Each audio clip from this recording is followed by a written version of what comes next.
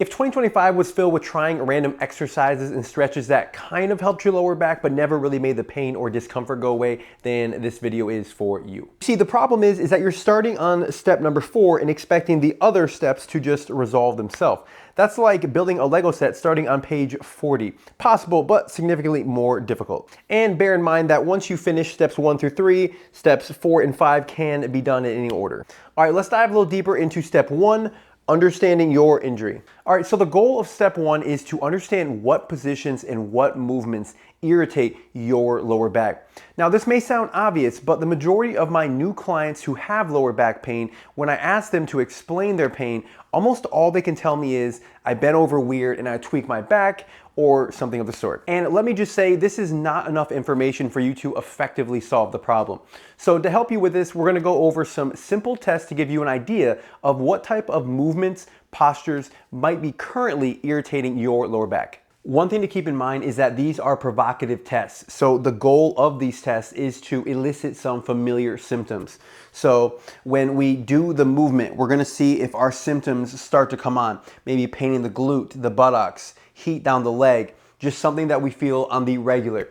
So with that being said, if you are extra flared up right now, like a 6 or 7 out of 10 or higher, then I would wait on these tests for a later date until you return to your baseline level of pain, and then you can try them. Now for test 1 is the flexion intolerance test. For this, all you need is a chair, preferably one without arms. We're gonna get our legs nice and squared up here. All we're gonna do for this test is simply allow our lower back to go into flexion, allow the shoulders to round and the head to drop as well. We're gonna sit here for about 15 to 20 seconds and come back up. Did we feel any familiar symptoms in the lower back? Some pain, numbness, tingling, perhaps down the leg? If not, then we are gonna go to the second version of the test. If you did, then don't bother with the second version. It is just a progression. From here, we are going to allow ourselves to go into the same exact position, only this time we are going to grab the chair and then we are going to pull upwards. This is going to be emulating load on the spine, and we only want to do that about 2 to 5 pounds worth of pressure. So nothing crazy. We're just trying to elicit some familiar symptoms for the same 15 to 20 seconds. Now, if you felt nothing during that, great. Flexion probably is not a component of your pain. However, if you did feel pain during one of those 2 tests, then flexion intolerance is likely a component of your pain. Now, this doesn't mean to be scared of the movement of flexing or bending. It just means that it needs to be on our radar for the time being. For extension intolerance, we have the exact same setup, same chair, same position, only instead of rounding forward, we are going to go into extension of the spine here. Allow the shoulders to drop back and the chin to go as well. We're gonna sit here for about 15 to 20 seconds, and we're gonna know if this gets any kind of symptoms going or not. And version 2 is simply going to the exact same extended position, grabbing the bottom of the chair and pulling up again. Again, only 2 to 5 pounds of pressure. We're not trying to rip our back in half. Now, if this variation in that 15 seconds irritated your lower back, now we can assume that we have extension intolerance as a component of your pain. Again, nothing to be scared of, just something that we need to have on our radar for the time being. And for the final test, we're gonna do the load intolerance test. For this one, we're gonna be in the exact same position here. Instead of being flexed or extended, we are gonna be nice and neutral with some relatively perfect posture. From here, we're gonna grab the bottom of the chair and pull up, again, 2 to 5 pounds. From here, we are going to take note again during the 15 to 20 seconds if we are getting any kind of symptoms down the leg, irritation in the lower back. If so, then load intolerance is likely a component of your lower back pain, and again, needs to be on your radar. Now that we have a better understanding of what movements your lower back doesn't currently like, we can move on to step 2, understanding what helps, or also called the position of respite. The position of respite is a position that you're gonna go into whenever your lower back is getting close to a tweak or a spasm. This could be after a long car drive, a long flight, picking up something heavy without paying attention, whatever it may be. An example of the position in use is, I used to be a pool tech back in my former life. Our pool cart was generally I'd say about 60 pounds with all the chemicals and the vacuum. Since you're also holding a pool pole, you generally pulled with one arm with the vacuum behind you. Now, ever so often, I would snag the vacuum on a fence, or if I wasn't paying attention, I would step in a hole, because a lot of times we had to walk through like miniature construction sites. And if we missed a hole and stepped, I'd get that nice jolt from when my heel finally hit the ground. And that could get me pretty close to a full tweak, depending on how hard the workout was in the morning, how tired I was, a lot of different factors. But that would often be the straw that broke the camel's back. So when this happened, my position of respite that I would go into is I would lay flat on the ground and elevate my legs on a surface that brought my legs roughly to a 90-degree position. I would stay here for I'd say about 10 to 15 minutes. And once I got up, my back was refreshed enough to finish out the day and then just take it easy after that. But the position can be a lifesaver. So in light of that, here's some positions you can try and see which one helps you out the most. Now, for the first one, all we need to do is go into a stomach lying position. This will put your lower back into a slight bit of extension. Now we're gonna sit here for about 3 to 5 minutes and see how that feels. Now, if that felt good, you can go into a little bit deeper into the baby cobra pose, or the half cobra, or the full cobra if they feel good. So again, only progress to the other variations if the extension feels good for your lower back. For position number 2, if you had lower back pain with extension of your spine, then we're gonna try some gentle flexion-based movements.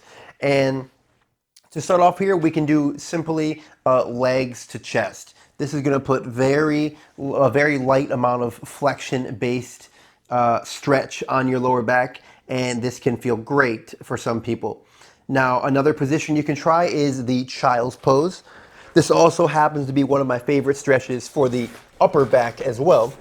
We can either sit back on the heels, or we can allow the feet to sit flat if you have the range of motion for that. And then we're just going to sit back and then extend the arms out forward, and we're going to get a little bit of flexion in the back here and a nice little stretch in the lats. Again, if the position doesn't feel good, don't do it. And last up, if you had pain with load on your spine, try the laying on your back with legs slightly elevated here. Now notice this pillow could be a tiny bit higher to bring my legs to that 90-degree angle, but again, we can try this just to see how it feels. Side note, this position can actually feel good for any one of the issues, whether that be flexion or extension.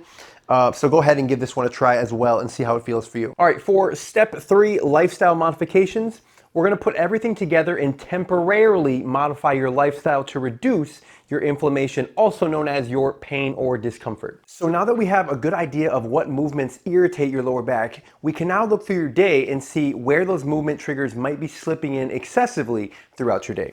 But before we move on, I want to clarify one thing. The goal of this section isn't to say that you need to move with perfect posture 24/7. It's to gain a better understanding of movement alternatives that you can use strategically when you need to help reduce your discomfort. For instance, when flexion or rounding of my spine irritated my lower back, perfect hinging posture was very important when I had to lift something semi-heavy. But after the inflammation decreased, I made sure and exposed my lower back to more positions than just neutral. And keep in mind, we aren't necessarily looking for isolated events of the trigger. I'd start with your work and sleep because of the frequency and duration of those events. For flexion, we mainly want to keep an eye out for how we're bending throughout the day, especially if you have a job where bending is a huge component. This is not to say that we need to fear bending or have a perfect posture every single time we bend. We just have to take note of particularly stressful loads and adjust the posture accordingly. Or if you're feeling extra sore that day, potentially sub in a lifting belt to help you get through the day without injury or excessive fatigue. And do your best to avoid bending and twisting at the same time. Now, for extension, some movements to watch out for are things that continuously put your lower back into hyperextension under load. So for instance, carrying around a heavy box where you have to arch your back in order to move with it. And the same goes for reaching overhead in something that's too high and having to hyperextend the lower back to reach the location you're trying to put the item. The solutions for this are relatively simple. Make sure that when we are carrying the heavy item, we're having it nice and close to the back to reduce shear. We have that neutral spine. And for reaching overhead, add something like a stool so you don't have to hyperextend to get it up to the top. And keep in mind, these modifications were assuming that you have a lot of these excessive extension movements and they're not just one-off things throughout your day. And lastly, as for sleep, the main goal is to just wake up without pain. If you wake up with a pain level higher than when you went to bed, here's some things you can try. All right, if you sleep on your back and you wake up with pain in the morning, you can try adding the pillows underneath of the knees again, and make sure that your neck pillow is not too bulbous. Sometimes if you have a very big pillow, it's gonna put your neck into flexion, and that's gonna put a little bit more stress down the spine. If you sleep on your stomach and you have lower back pain in the morning, try adding a small pillow, potentially smaller than this one, underneath of your belly button, and make sure again that your head pillow is not too bulbous, cranking you into extension.